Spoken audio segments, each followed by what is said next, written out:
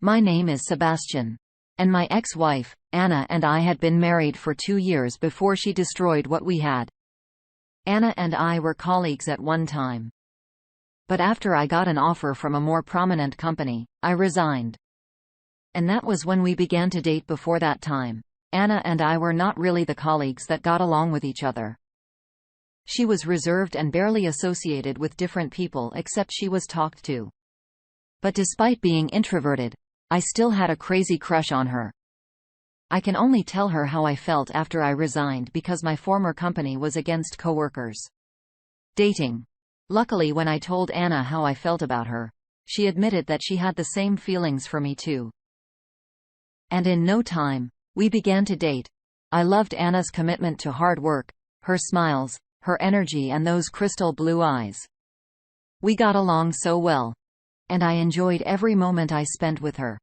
And when I eventually asked her to marry me, she said yes. For me, money was not an issue because I earned a lot of money from the tech company I worked with.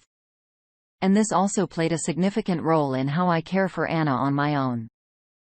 I would drop by clothing stores and buy her clothes, shoes, jewelry, and everything she wanted, whether expensive or not. I also did this because I loved it.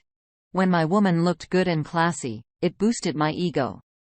I really loved Anna and I wanted her to be happy at all times. But aside from that, when it came to Anna, I didn't mind if she shopped every week or every month because I considered it as investing in her. Even when we were about to buy a house, I allowed her to pick the house she liked despite not liking it that much because I believed that if she was happy, then I'd be happy. Yet, after everything I did for her, she went ahead and cheated on me with my blood. Everything was going fine between Anna and me.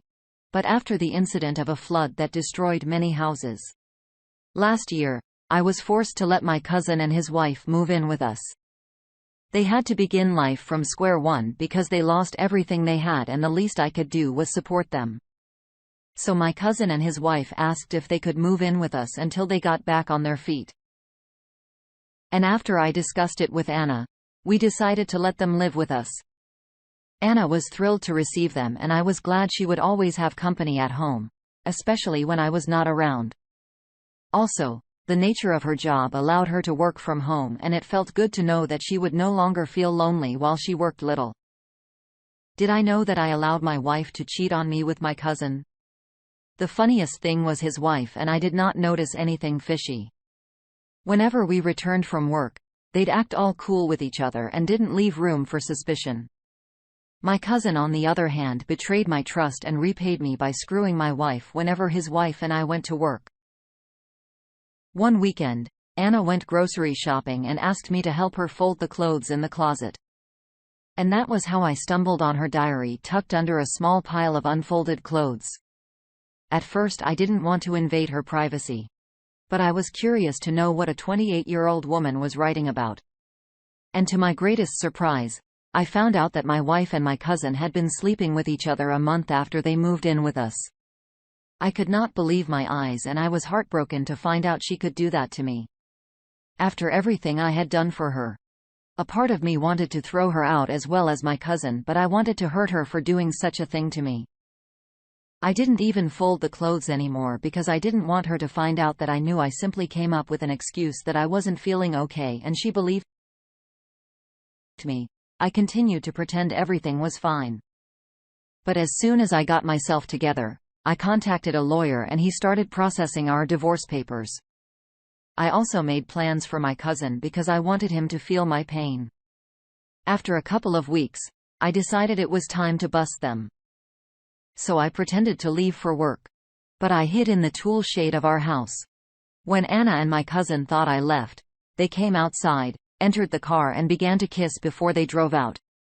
And I took pictures of them and sent it to my cousin's wife. I knew she'd come back home in anger, and she did. She initially denied everything until I showed her my pictures that morning. When she realized she could no longer lie, she began to cry and blame my cousin for seducing her. But it was too late. I kicked her and my cousin out of the house, informed her about the divorce papers, and warned her to stay away from me and my house. Some months later we divorced and I blocked her on all social media platforms. My cousin's wife divorced him too.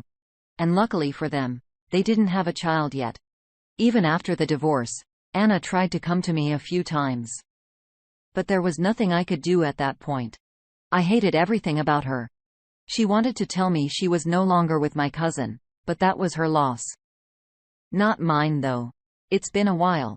My heart still aches and I know it will be all over soon. But I'm way happier now and my new girlfriend and I are taking things one step at a time. I can't even imagine what it felt like for you to know that your wife was secretly sleeping with your own cousin.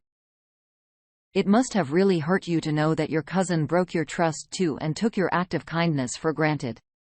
It was really inhuman of them to do that. It's great that you divorced her and move on quickly because she did not deserve you in no time. You'll forget about her entirely and you'll be able to move on to better things. Thank you for sharing your story with us. Now, let's move on to the second story of the day. My wife and I had been married for 25 years, but in the end, I realized she was using me. I'm sharing this here because it has been a burden in my heart. And hopefully it will clear off after I share it. The first time Maya and I met was on Christmas Eve. I went shopping as usual to grab a few stuff for the celebration the next day. And unexpectedly, the mall I shopped at was out of stock, leaving me with the last pack of the stuff I needed. Maya was already shopping with her younger sister Kat. And when they realized I had the last box they needed, they were very disappointed when we were about to make payment at the counter. She kept complaining to the sales representative that her Christmas had just been ruined because of that. And she could not afford to go to the next mall, which was miles away. Finally, when she kept complaining, I was forced to pay for the stuff and hand it to her because of her sweet little sister. And I left the mall. About 3 days later, I met her again at the Christmas party my town organized, and she remembered me immediately. Then we were both very young and we hung out with each other the whole evening. Shortly after that, we became close friends, hung out with more, and eventually she became my girlfriend. Maya and I were so much in love and passed through many seasons of our lives together. We dated for 4 years and got married after that. The craziest thing was my family disapproved of Maya, to be precise.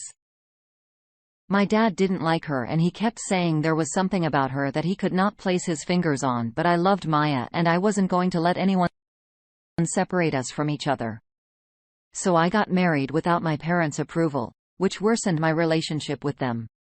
Maya's parents, on the other hand, did not have any problem.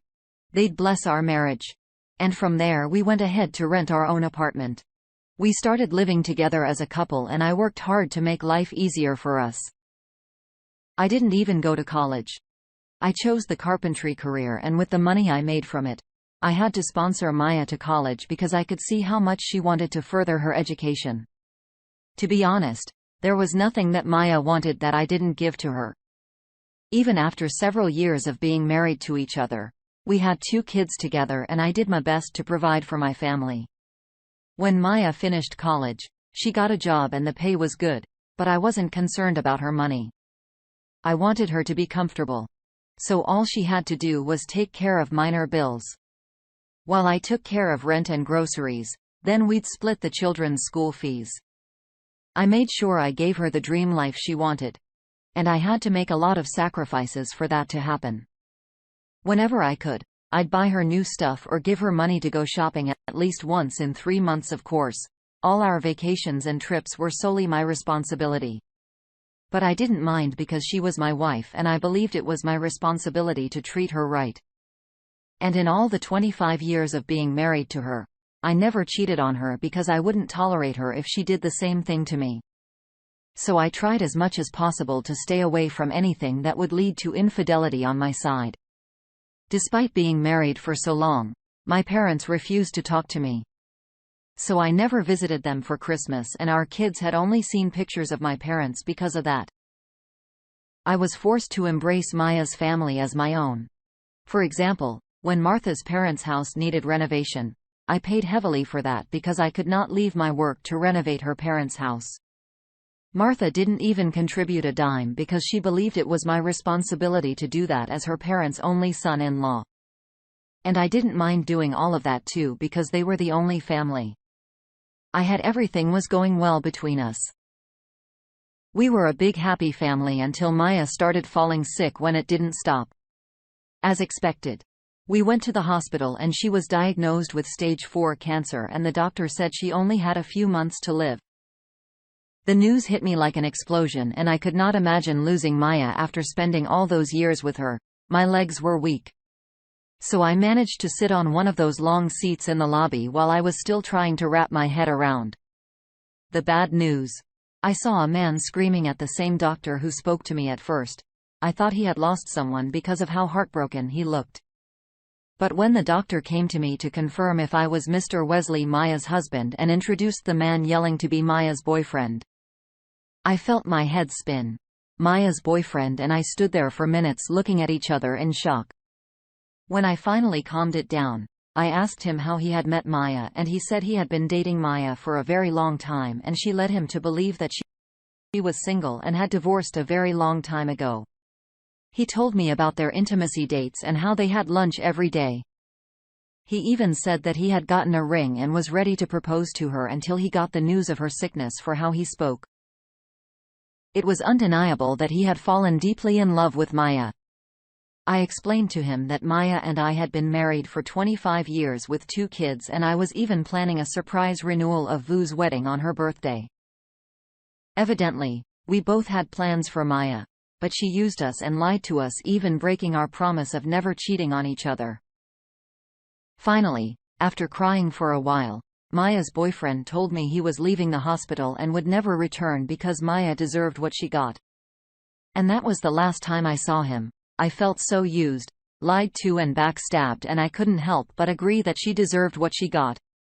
I even sat there for hours trying to convince myself that I had a bad dream, but it was not a bad dream.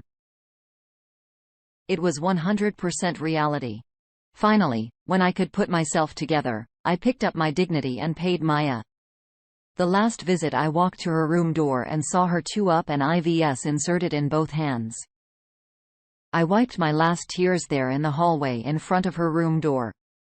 And after I was done, I went to my car and drove off. Months later, her condition worsened as the doctors had predicted and it got so bad that she got into a coma and depended on life support. Finally, when it looked like she would not get better, I signed that enough was enough and let her go. After she passed away, all of her properties and the things she owned were given to me. And I consider them as my pay for all the sacrifices I made for her. I don't think I'll ever be able to forget her and how she betrayed me. Finding out the truth must have been very hard for you, especially after 25 years of being married to Maya. To even think that you had a messy relationship with your parents because of Maya. And in the end it was not worth it.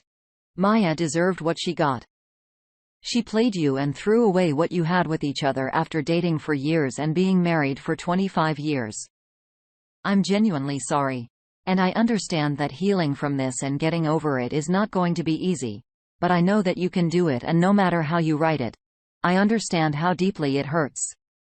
I believe you need a lot of self-love and time with your children for now. You can take a break from relationships to heal properly.